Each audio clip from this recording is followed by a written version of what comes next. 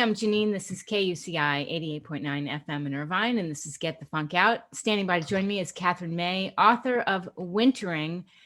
And I'm so excited to have her on the show because actually she thought my show was a music show about funks, but this is perfect because we're going to talk about what to do when life throws you curveballs. So welcome to the show.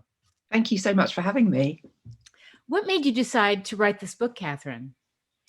I think really I reached a point in my life when I felt like I had a kind of expertise in dropping out of life for a while. And I began to see that loads of people I knew and loved were doing that too. You know, that there were loads of different reasons that their life would stop for a while. But what we had in common was that time when you are completely isolated and despairing and feeling like nothing will ever get going again. And we don't talk about that as a common human experience enough. You know, we try to pretend that it doesn't happen. And when it does happen, we keep it like a dirty secret. We feel ashamed of it. Sure. And I just really wanted to start a conversation that said, this is a really normal part of human life. This is part of our cycle. And we could actually do well to acknowledge it because it's full of productive things as well as terrible things. I always say that there are two paths in life when you go through something challenging, which I call funks. The negative road, where we have negative choices, negative behaviors, negative thoughts, and the positive. So I love how you focus on this positive path. Well, I don't know if I am that. I mean, in lots of ways, I'm quite a little storm cloud about it, in that I really do think that we need to engage with the negative in order to find our way out again. You know, I don't think we get anywhere by pushing away those really valuable feelings. Yes. And I do think that sadness is unbearable, but it's also hugely instructive. So I suppose I'm like, do the negative and then you'll find the positive. Well, you learn from the negative. I think that's what I hear you saying is don't run away from it, face it, go through it, live it, and process it and see what you can learn from the moments. Yeah, I think it makes demands on us, the negative bits. I think that if we try and rush it or push it away, we miss out on what it's asking of us. And actually, we just defer the bad stuff from happening. Sure. So, yeah, I'm all about kind of following it through, but not engaging in unnecessary suffering, you know, like doing all you can to keep yourself feeling comforted and comfortable and to cheer yourself up deliberately during those times. Yes. I've really noticed that during the pandemic, that conversations seem to start very easily that say, you shouldn't be cheerful right now, like you shouldn't be laughing, you shouldn't be enjoying yourself. And I just think the opposite's true. I think that we have a responsibility to do all we can to make ourselves as happy as we can be, because life is hard enough. I agree. I actually try not to watch the news and follow every detail of the pandemic because I find that it is so negative that it switches my mindset, affects my sleep, and I feel very fragile at times about what's going on. I think we encounter more news than we were ever made to understand or process. You know, we didn't evolve hearing global news. In the UK, we've been obsessed with your election. Like, it's none of our business. You know? It's great TV. But I think we read that stuff as a real danger signal, you know, like we hear all the stuff going on in your country and we get just as afraid as if it were happening to us personally.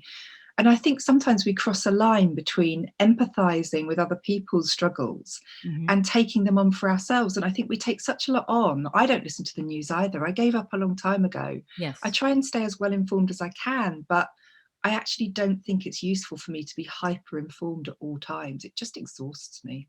It is exhausting. It affects every part of me. And I also have this rule of thumb where I don't want to hear anything scary and negative late at night before I'm getting ready to go to sleep, because I will have bad dreams. Oh, goodness. I'm just the same. In fact, I take that one step further. I won't watch even drama on the TV before bed. I realized a few years ago that I was watching something like The Wire and thinking it was completely amazing, but then I couldn't sleep. Like my brain was racing with all this stuff happening. Yes.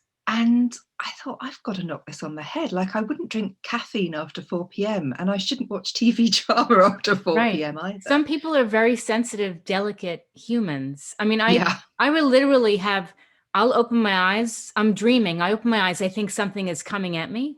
And it's just because I have stress or I have something on my mind. And it's, Sure. you have to guard that. You do. You have to take care of yourself. And I do. I mean, I'm a big fan of being on Twitter, but I do sometimes notice that every day everybody has wound themselves up about a different issue. Yes. And I don't think that's very healthy. I think Right. sometimes we need to pick our battles and not completely exhaust ourselves on stuff that doesn't really concern ourselves, just getting angry for the sake of it. I agree. I agree. So give us a glimpse of Wintering without giving too much away. So Wintering is a book that it's a hybrid of loads of different things. So there's some memoir in there, there's some nature writing, there's some philosophy, there's some folklore, there's all kinds of things at once going on in there. And it's a book about how we live through those dark seasons in life and how we can, I suppose, adapt strategies that are used in nature to help us through. So I did all kinds of wonderful things in the research of the book, you know, from going to the Blue Lagoon in Iceland to seeing the Northern Lights in Norway, to holding a hibernating dormouse, which is the UK's cutest mammal, hands down. That's not even up for debate. And to learning about how bees stay warm in their hive over winter. And I also learned to adapt my own physical processes during that time, to learn to, you know, come into contact with the cold and the dark in the winter so that my body could acclimatize. So I started cold water swimming. Oh. And yeah, and I still do that now. I absolutely love it. I wouldn't How be without. cold? Well, midwinter, our sea goes down to 4 degrees centigrade, which is just a couple of degrees above freezing. So yeah, it's chilly, definitely. Chilly?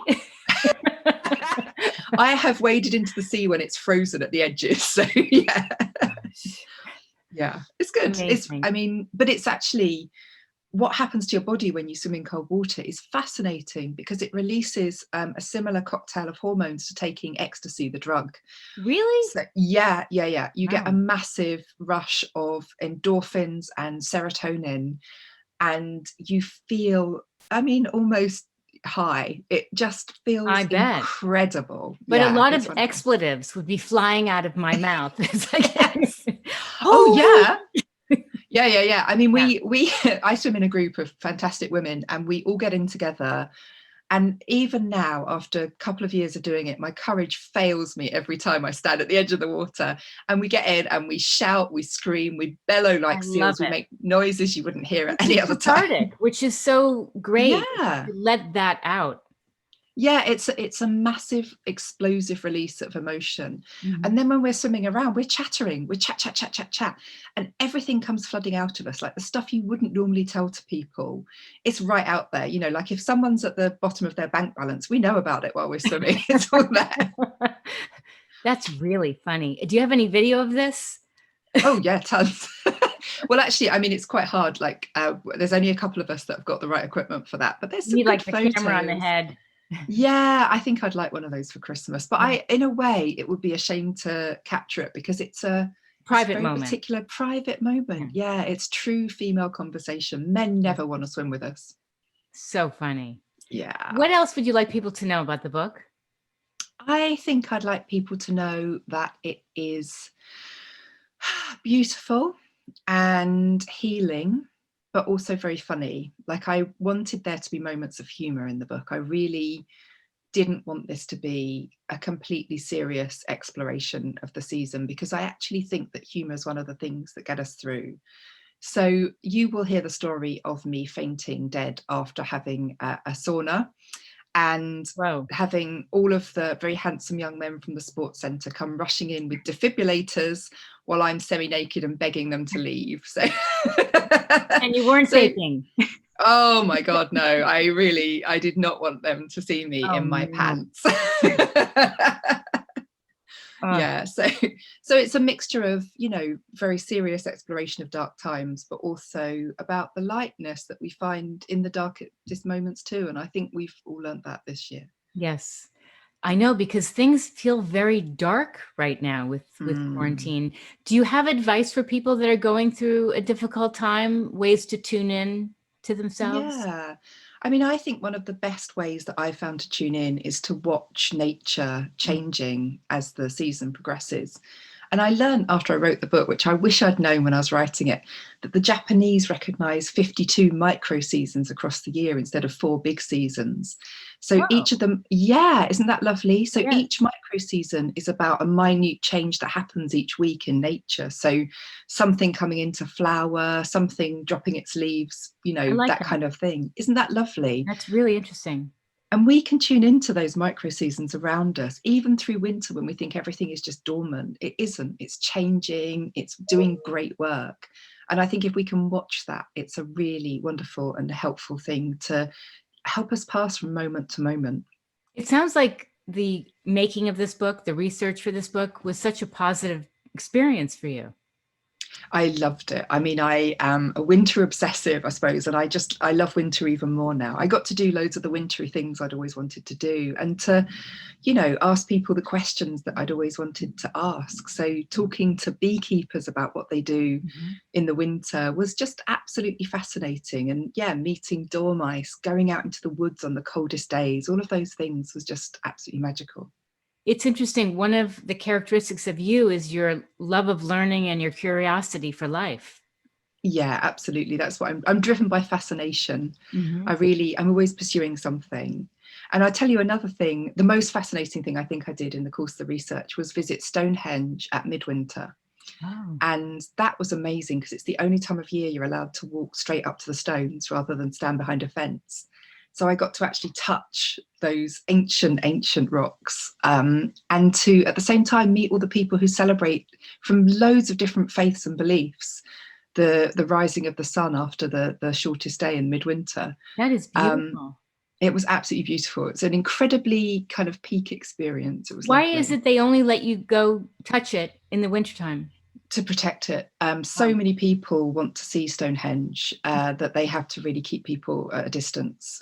There was some evidence a few years ago that the stones were getting damaged, oh, because everybody wants to touch them, they're so tactile. But sure. in Victorian times, they used to give tourists a hammer and chisel when they visited so they could chip a bit off as a souvenir. Oh, So, I mean, I really feel like the Victorians blew it for us, I was actually. just saying, after so many people doing that, Yeah, I'm not sure who had that idea. It doesn't not a seem, good one. no, no, not great, no. Anything else you'd like to leave the listeners with, and also give out your website? Oh, yeah. So my website is katherine-may.com. I'm Katherine with a K. We Katherines are very particular about that. Okay. And what would I leave you with? Oh, well, I guess I would leave you with the idea that to get through this winter, you're going to need to find some rituals to pass the time. So if you have to celebrate every full moon, Mhm. every Saturday, Yes. every religious ceremony that you grew up with but you've now forgotten, dive back into them because they're the things that get us through. I love that ritual. So that's really, that gives you something to look forward to. Absolutely, yeah. I interviewed the chief druid of the UK when I was researching the book, and he said that the traditional pagan year divides the year up in such a way that actually you're only ever 6 weeks away from your next ritual moment. And Wow. that means gathering together with other people of a like mind. And he said that, when you're experiencing a dark time, that's what can really get you through. I think that's such a wise thought. I love that. Well, Mm. I have really enjoyed this. This is wonderful. Me Congratulations. too. Thank you. Thank you.